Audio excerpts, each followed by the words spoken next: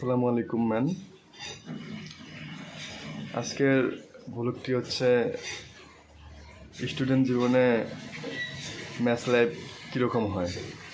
তো চলুন শুরু করা যাক।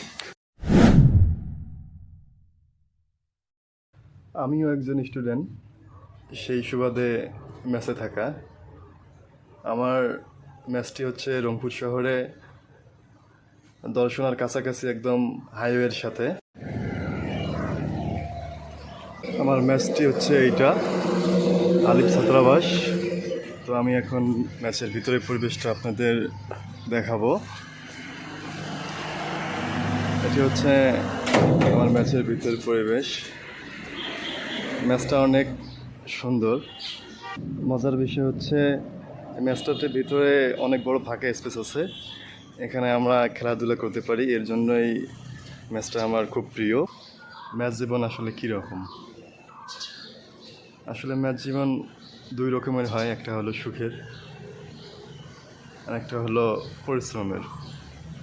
তো কেউ কেউ আছে সারা জীবন বাসা থেকে টাকা নিয়ে আসবে, ঘুরবে ফিরবে, খাবে, ঘুমাবে, কিন্তু কোনো পড়াশোনা করবে না।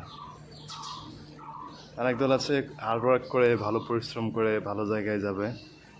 ম্যাথের কিছু নিয়ম নীতি আছে, সেই নিয়ম নীতিগুলো হলো মাস শেষে একটা মিটিং হয়, সেই মিটিংয়ে সবাইকে অ্যাটেন্ড হইতে হয়। অ্যাটেন্ডে যারা ছোটো ভাই থাকে আসলে তারা যদি কোনো ভুলক্রমে যদি একটু লেট করে আসে ভিতরে মিটিংয়ে,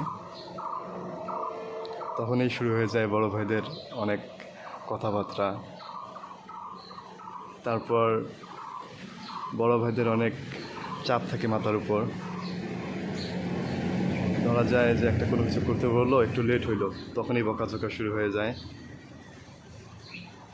আরও অনেক দিক আছে। দিকগুলো হচ্ছে বড় ভাইরা যখন যেটা করতে বলবে ঠিক তখনই সেটা করতে হবে। তো ছোটো ভাইরা যারা আছি আমরা, তখন যদি সেটা না করি সিট ক্যান্সেল হওয়ার সম্ভাবনাও 99% থাকে। আরও কিছু নিয়ম আছে, সেগুলো হচ্ছে ম্যাচের ভিতর উচ্চস্বরে কথা বলা যাবে না। উচ্চস্বরে কথা বললে কারো যদি পড়াশোনা ডিস্টার্ব হয়, সেটা নিয়ে অনেক কথা হয় ম্যাচের ভিতর। তারপর অনেকের শখ থাকে লাউড স্পিকারে গান শোনা। লাউড স্পিকারে গান শোনাও নিষেধ, সেটা ভিন্ন ভিন্ন ম্যাচে ভিন্ন ভিন্ন সিস্টেম। তারপর ভাত খেয়ে রুমে প্লেট রাখা যাবে না, প্লেট রান্না করে এসে রেখে যাইতে হবে। রুম থেকে বের হওয়ার সময় অবশ্যই বৈদ্যুতিক লাইন অফ রাখতে হবে, না হলে 300 টাকা জরিমানা। এরকম কিছু নিয়ম আছে যেগুলো করলে জরিমানাও ধরা হয়, তার মধ্যে বৈদ্যুতিক সুইচ আরও ইত্যাদি ইত্যাদি। সব থেকে বড় কথা হচ্ছে ম্যাচের যে মনিটর থাকবে তার কথার বাইরে কোনো কিছু করা যাবে না। আরেকটা বিষয় হচ্ছে শুক্রবারের দিন বিশেষ করে ওয়াশরুমে খুবই ভিড় থাকে, সবাই একসাথে গোসল করতে যায়। তো সবাই একসাথে গোসল করতে যাওয়ার ফলে দেখা যায় যে গোসল সময় মতো হয়ে ওঠে না। অনেক সময় দেখা যায় আমরা যারা নামাজ পড়ি, নামাজের টাইম পার হয়ে যায়, এদিকটা খুব খারাপ লাগে। অ্যান্ড পরিবার ছাড়া বাইরে খাওয়া যে কীরকম কষ্টের, যারা মেসে ছিলেন তারাই একমাত্র শুধু এটা বলতে পারবেন। আমার এই ম্যাচটাতে আমরা বর্ডার থেকে 35 জন, তা আমাদের মিল চার্জ থাকে 35 টাকা। 35 জন, 35 টাকা মিল চার্জ। তো এই 35 টাকার ভিতরেই আমাদের 3 বেলা খাইতে হয়। খাবারের কোয়ালিটি একদমই বাজে।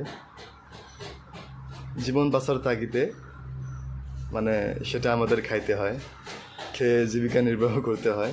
এত নিয়ম ধারা, খাবারের কষ্ট, পরিবার থেকে দূরে, তো এত কিছুকে বিসর্জন দিয়ে আমরা যারা হার্ডওয়ার্ক করি, পরিশ্রম করি ম্যাচ লাইফে, তারাই আসলে সফল হই। আর যারা আমরা পরিশ্রম করি না, পরিবার থেকে টাকা নেই, নিয়ে ঘুমাই, খাই, দেই, ঘুরে বেড়াই, কোনো প্রকার পড়াশোনা করি না, তাদের জীবনটা আসলে ঠিক সেরকমটাই থেকে যায়। পরে বাংলাদেশ সরকার মানে বাস্তব কিছু নিয়ম নীতি দেখায় যে এই নেই সেই নেই, চাকরি নেই, হ্যান নেই, ত্যান নেই। তো আসলে আমরা যারা পরিশ্রম করব, পরিশ্রমের ফল আল্লাহ তাআলা নিজ হাতেই দেয়। তো পরিশ্রম কখনো বিফলে যায় না। আমাদের ম্যাথ ল্যাবটাকে কাজে লাগাতে হবে, বেশি বেশি করে পরিশ্রম করতে হবে এবং ভবিষ্যতে ভালো কিছু করতে হবে।